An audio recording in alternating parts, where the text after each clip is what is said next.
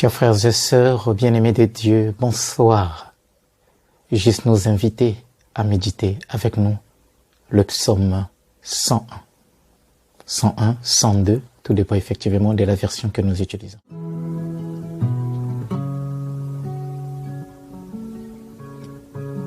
Seigneur, entends ma prière, que mon cri parvienne jusqu'à toi. Seigneur, entends ma prière, que mon cri parvienne jusqu'à toi. Ne me cache pas ton visage le jour où je suis en détresse. Le jour où j'appelle, écoute-moi, viens vite, réponds-moi. Mes jours s'en vont en fumée, mes os comme un brasier sont un feu. Mon cœur se dessèche comme l'herbe fauchée, j'oublie de manger mon pain. À force de crier ma plainte, ma peau colle à mes os. Je ressemble au corbeau du désert. Je suis pareil à la houlotte des ruines. Je veille la nuit comme un oiseau solitaire sur un toit. Le jour, mes ennemis m'outragent. Dans leur rage contre moi, ils me maudissent. La cendre est le pain que je mange. Je mêle à ma boisson mes larmes. Dans ton indignation, dans ta colère, tu m'as saisi et rejeté. L'ombre gagne sur mes jours et moi, je me dessèche comme l'herbe. Mais toi, Seigneur, tu es là pour toujours. Tu es là. Les nations craindront le nom du Seigneur et tous les rois de la terre sa gloire. Quand le Seigneur rebâtira Sion, quand il apparaîtra dans sa gloire, il se tournera vers la prière du spolié. Il n'aura pas méprisé sa prière. Que cela soit écrit pour l'âge à venir. Et le peuple à nouveau récréé, crié, chantera son Dieu. Des hauteurs sans sanctuaire, le Seigneur s'est penché. Du ciel, il regarde la terre. Il regarde la terre pour entendre la plainte des captifs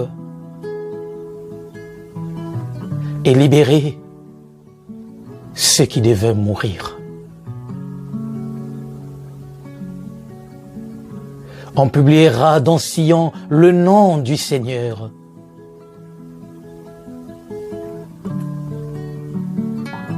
Et sa louange dans Jérusalem.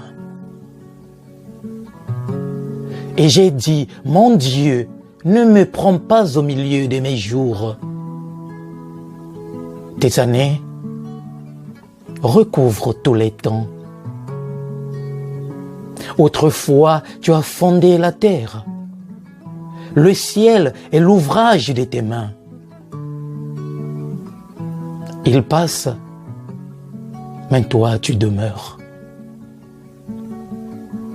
Ils s'usent comme un habit, l'un et l'autre. Tu les remplaces comme un vêtement. Toi, tu es le même, Seigneur. Tes années ne finissent pas. Les fils de tes serviteurs trouveront un séjour. Et devant toi, mon Dieu, se maintiendra leur descendance.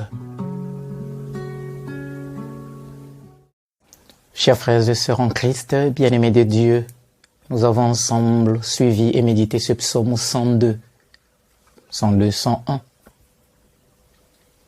qui évidemment nous a donné l'écho d'un malheureux. La plainte, n'est-ce pas, de quelqu'un qui souffre, de quelqu'un qui traverse un moment très difficile, de quelqu'un qui se sent abandonné, rejeté de tous. C'est le cri d'un souffrant. C'est le cri du peuple d'Israël. Après la destruction de Jérusalem, toute la souffrance, n'est-ce pas, qui a suivi. Mais c'est aussi le cri de toute personne qui se retrouve dans une situation, n'est-ce pas, de tristesse, de souffrance, de rejet, d'abandon, de maladie.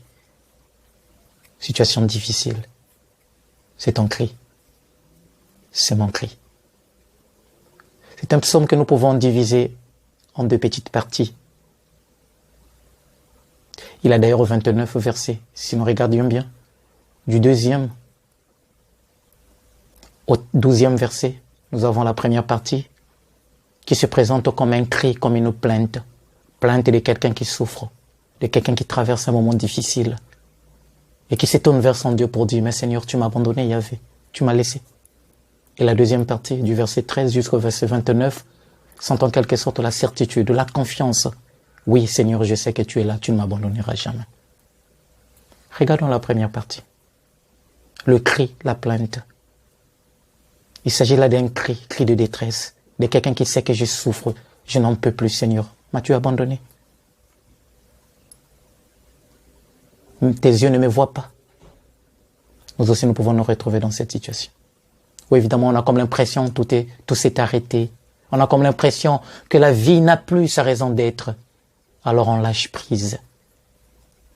C'est ce que d'ailleurs on nous donne de comprendre si nous regardons bien les psaumes, les versets 4, 5 et 6. Mes jours s'en vont en fumée, mes os comme un brasier sont en feu. Mon cœur se dessèche comme l'herbe. J'oublie de manger mon pain. À force de crier ma plainte, ma peau colle à mes os. Cela nous fait penser à la situation de Job. La peau qui colle, n'est-ce pas, aux os. L'extrême de la souffrance. Au point où il est rentré, n'est-ce pas, dans cette grande maladie que vous connaissez, la lèpre. Si bien que ses amis commencent même à l'abandonner. Et Job dira, mes os collent à ma peau et à ma chair. Tous mes intimes m'ont en horreur. Même ceux que j'aime se sont tournés contre moi. Job chapitre 19. C'est la souffrance. Dans des moments où tout ne va pas bien, la difficulté est là, eh bien, on a comme l'impression que tout nous abandonne. Et effectivement, c'est ce qui parfois arrive. Que dans la maladie, dans la détresse, dans la souffrance, tu te retrouves seul. Crie. Crie comme le psalmiste. Crie vers ton Dieu. Crions vers notre Dieu. La deuxième partie, c'est la certitude. La première partie, il crie, il présente sa difficulté, il présente sa souffrance. Mais Seigneur, tu es où? M'as-tu abandonné? Et la deuxième partie, c'est comme une réponse que lui-même donne, n'est-ce pas, à son cri. Et ça commence avec le verset 13. Toi, Seigneur, tu es là pour toujours. D'âge en âge, on fera mémoire de toi. Et il ira même très loin, ce psalmiste. Au verset 19, il dira, tu te lèveras par amour. Tu te lèveras par amour.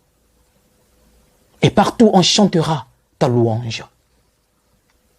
C'est la certitude. La première partie, il a crié, Seigneur, je suis seul, je suis abandonné. Tu m'as laissé. La maladie m'accable. Tu es où, mon Dieu, mon roi? As-tu fermé tes entrailles? Tes yeux ne me voient pas, ta main ne peut plus me toucher. Oui, Seigneur, je suis seul. Et dans la deuxième partie, il revient pour redire sa confiance. J'ai la certitude que, Seigneur, tu es là, tu es toujours là. Tu ne m'abandonneras jamais. Tu m'accompagneras, tu me sauveras. Si bien que déjà, comme je venais de le dire, à partir du verset 19 jusqu'à la fin, eh bien, il exulte de joie. Il demande mon c'est qu'on chante. Écrivez déjà ce que je vous dis sur un livre. Il a déjà la certitude que Dieu a déjà fait. C'est comme quelqu'un qui, effectivement, avant même de gagner, dit déjà à ses amis que bon ben, inscrivez déjà sur cette liste-là que j'ai gagné. Écrivez mon nom, que je suis victorieux, parce que je sais que mon Dieu est avec moi. Bien-aimés de Dieu, chers frères et sœurs en Christ, Dieu peut parfois sembler être silencieux devant tes cris, devant nos souffrances, devant tes difficultés, devant nos problèmes. On a comme l'impression qu'il ne répond pas, il ne parle pas. Mais ce silence ne signifie pas que Dieu est sourd. Dieu écoute bien nos cris et il répond toujours en son temps. C'est quelquefois nos oreilles qui n'arrivent pas à percevoir la voix de Dieu. À travers ce psaume, nous saisissons que le croyant, c'est celui-là qui sait que Dieu est toujours là et l'accompagne dans des moments difficiles tout comme dans des moments de joie. Même lorsqu'il est plongé dans l'extrême souffrance, lorsqu'il est dans la profonde douleur, il a la certitude que le jour meilleur est à venir, car qui a Dieu a tout.